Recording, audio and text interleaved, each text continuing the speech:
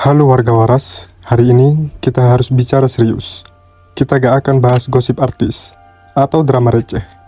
Kita akan bahas sesuatu yang bakal menentukan nasib kalian, adik kalian, dan anak cucu kalian 20 tahun dari sekarang. Februari 2026 harusnya jadi momen kita refleksi menuju Indonesia emas. Tapi yang kita lihat justru sebuah ironi besar. Di satu sisi, pemerintah bangga dengan program makan bergizi gratis, MBG, yang katanya untuk mencetak generasi unggul. Tapi di sisi lain, Mahkamah Konstitusi saat ini lagi sibuk menyidangkan gugatan yang sangat krusial, gugatan soal pencurian anggaran pendidikan. Kenapa gue sebut pencurian?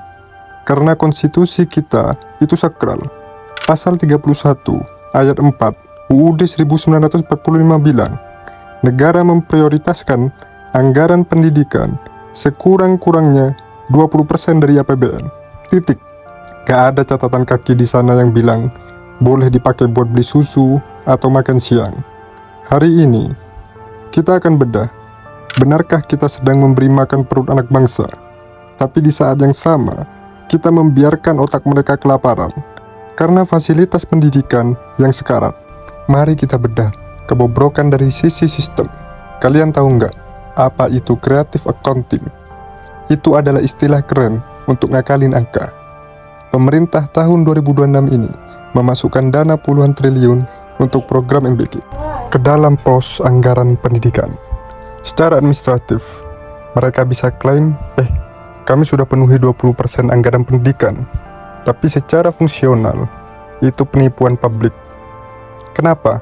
Karena esensi dana pendidikan itu adalah untuk meningkatkan kualitas belajar mengajar, bukan untuk urusan logistik pangan yang harus ada di pos dinas sosial atau kesehatan. Dampaknya ngeri. Ketika dana 20% itu dikeroyok buat beli telur, daging, dan susu, maka dana untuk riset di kampus-kampus kita menurun. Dana untuk renovasi ribuan sekolah yang hampir rubuh di pelosok Indonesia harus mengalah. Kita seolah-olah sedang membangun rumah yang dapurnya mewah dan penuh makanan, tapi tiang pondasi rumahnya keropos dan atapnya bocor. Apakah itu waras? Sekarang, kita masuk ke bagian yang paling bikin nyesek, yaitu guru. Kita sering dengar jargon guru adalah pahlawan tanpa tanda jasa. Tapi di tahun 2026, kayaknya lebih pas disebut pahlawan tanpa gaji layak. Di saat negara sanggup menggelontorkan dana triliunan setiap hari untuk distribusi makanan massal, kenapa kita masih melihat guru honorer yang gajinya cuma 300 sampai 500 ribu sebulan? Logikanya di mana? Kita mau anak-anak kita cerdas karena makan protein tinggi, tapi yang ngajar mereka adalah manusia-manusia yang sedang depresi secara ekonomi. Manusia yang buat berangkat ke sekolah aja harus mikir beli bensin atau makan. Ini adalah kebobrokan nyata. Kita memprioritaskan makanan di atas guru. Padahal kunci pendidikan itu ada di interaksi antara guru yang sejahtera dan murid yang fokus. Kalau gurunya aja sudah stunting secara finansial, gimana mereka bisa mentransfer ilmu dengan maksimal? Jangan-jangan program makan gratis ini cuma cara instan buat nyari suara populis, tapi mengabaikan investasi jangka panjang pada kualitas pendidik. Mari kita bicara lebih dalam soal lapak basah.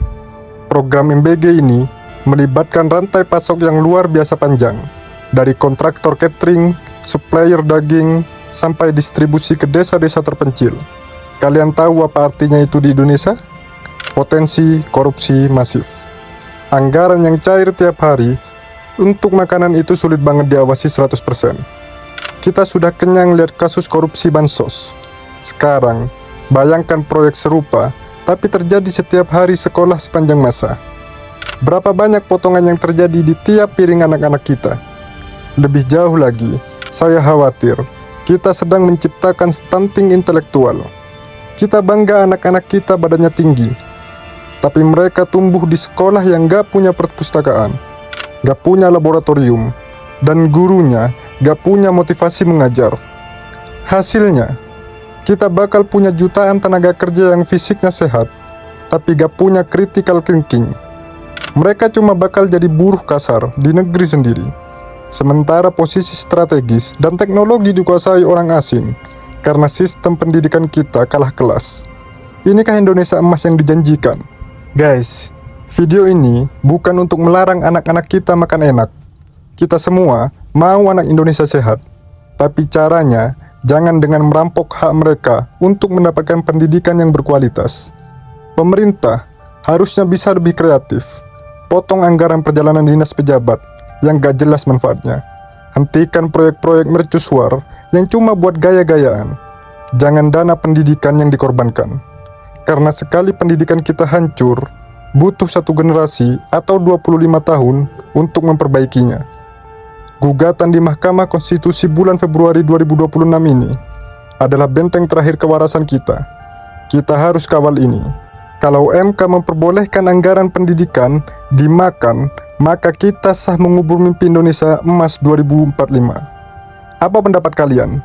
Apakah kalian setuju pendidikan dikorbankan demi kebijakan populis ini? Atau kalian punya solusi yang lebih waras? Tulis pendapat kalian di kolom komentar. Mari kita jadikan kolom komentar ini sebagai ruang diskusi orang-orang yang masih mau berpikir secara logika. Gue dari Forum Kewarasan, terima kasih sudah menonton sampai habis. Jangan lupa share video ini, karena diam saat melihat kebobrokan adalah bagian dari masalah. Sampai jumpa.